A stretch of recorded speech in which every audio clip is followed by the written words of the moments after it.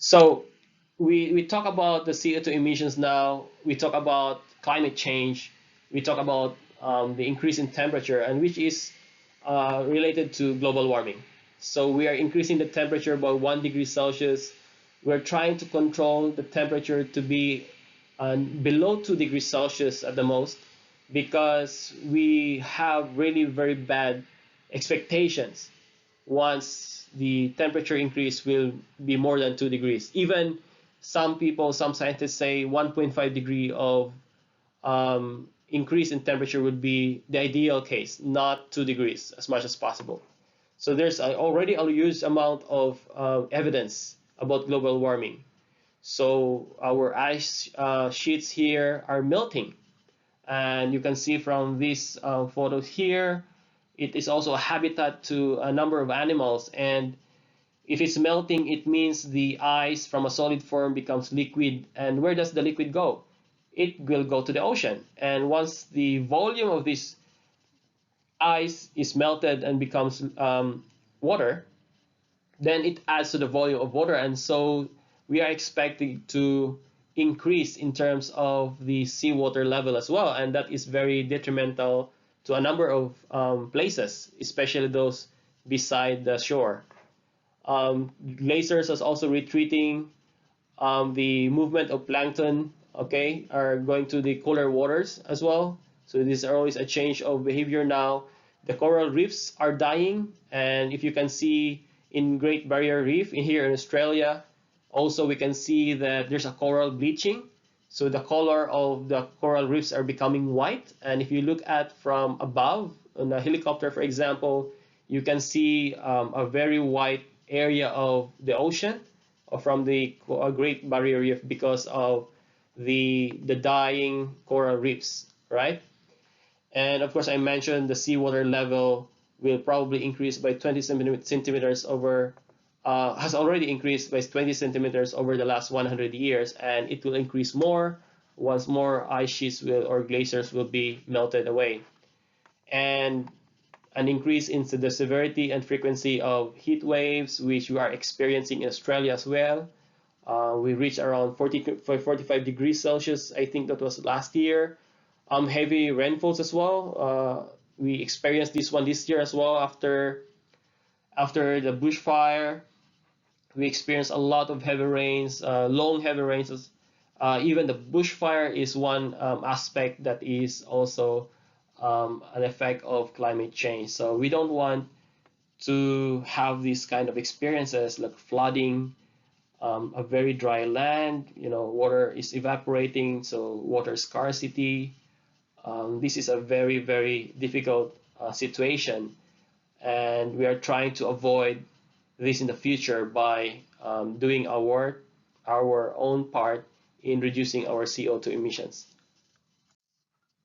So these are the future scenarios. As I mentioned previously, the future scenarios is also based on Kaya identity as a way of as a tool, but we're trying to limit our future global temperature rise to 2 degrees. And also with this rise, we are also losing some glaciers. We are also having water shortages now in South Africa and South America, even in Australia.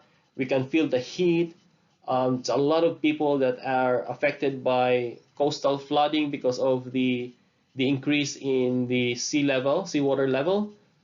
If we go to 3 degrees Celsius rise, then there's more severe things that will happen, and it will affect a lot of people here. The amount of coastal flooding will be throughout the world, and animal species extinction. Even our bushfire already has resulted to a lot of species that has been reduced in number and even extinct probably. And of course, if you look at 4 degrees Celsius and 5 degrees Celsius rise will be unimaginable anymore. There will be a lot more people affected in coastal flooding, and 5 degrees will be very detrimental to all of us. Maybe this is the tipping point.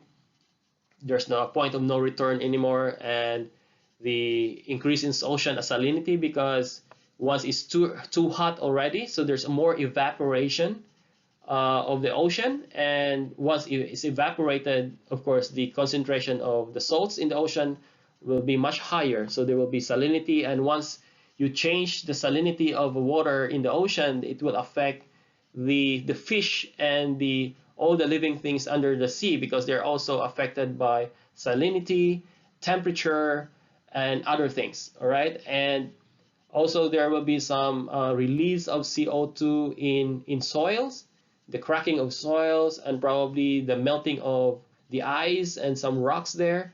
The methane that has been hidden and has been stored in those permafrost will possibly go out. And as I mentioned previously, methane has 34 to around 86 global warming potential compared to CO2. So once this is released, then the actual contribution to warming will be very high.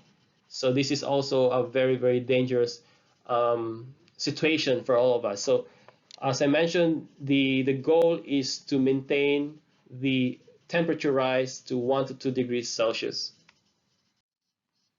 So to give you a more how to say, to have you to help you understand more of the scenarios here. These are some of the modeled scenarios. For example, if we are here, sometime we are here, for example, and the amount of CO2 emissions are already in this area here. So if we maintain our what says BAU, or business as usual, so let's say we don't have any climate change policies at all, or no climate policies. We don't do anything. Let's just continue the way our life is. We continue the use of fossil fuel. We just continue wasting energy, do as much as we can. And so it's just a normal way of life. So this will be the scenario here. This will be a rapid increase in terms of the overall CO2 emissions. In 2000, year 2100, this will result to a warming of around 4.8 degrees Celsius. And this is very dangerous. As I mentioned previously, an increase of up to 5 degrees Celsius would be very detrimental to all of us. So not doing anything at this point is not an option. And we can see from this model, as this is a very, I wouldn't say as a perfect model, but is as accurate as possible in terms of modeling. All right, so this could be a very bad situation. But if we maintain some form of guidance in terms of our current policies, let's say, for example, our current policies here, we have enabled some portion of our energy mix with some renewable energy, but not in a way that is expected from the agreements, for example, just our own current policies, then we can probably project it to have around 3.1 to 3.7 degrees Celsius of increase in temperature. Still, at this point, this is not good, because as I mentioned in the previous slide, still this is a very high temperature increase compared to the levels at the pre-industrial temperatures.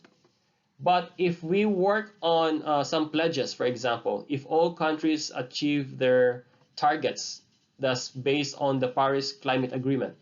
So based on that Paris Agreement already, we can reduce potentially around 2.6 to 3.2 degrees Celsius.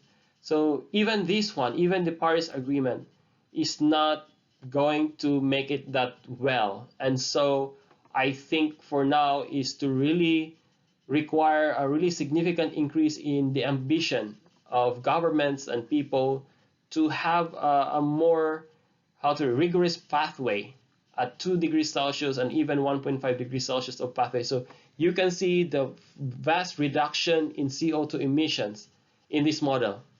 So it means that we are changing the way we live. We should change the way we live, and we should highly consider the transition to a more clean energy, or a cleaner energy, by the means of renewable energy technologies, and also with the means of energy efficiency, energy conservation. And this is a drastic way in order for us to survive, basically, in order for us to have to prepare a better world for our children and the future generation, and for us as well to maintain this kind of life that we have. Otherwise, these situations here will be very detrimental, especially for the business as usual scenario. This is not an option at all.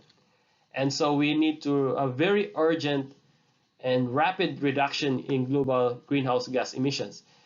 We know this one, we know that we need this one, but it's not as easy as it should be.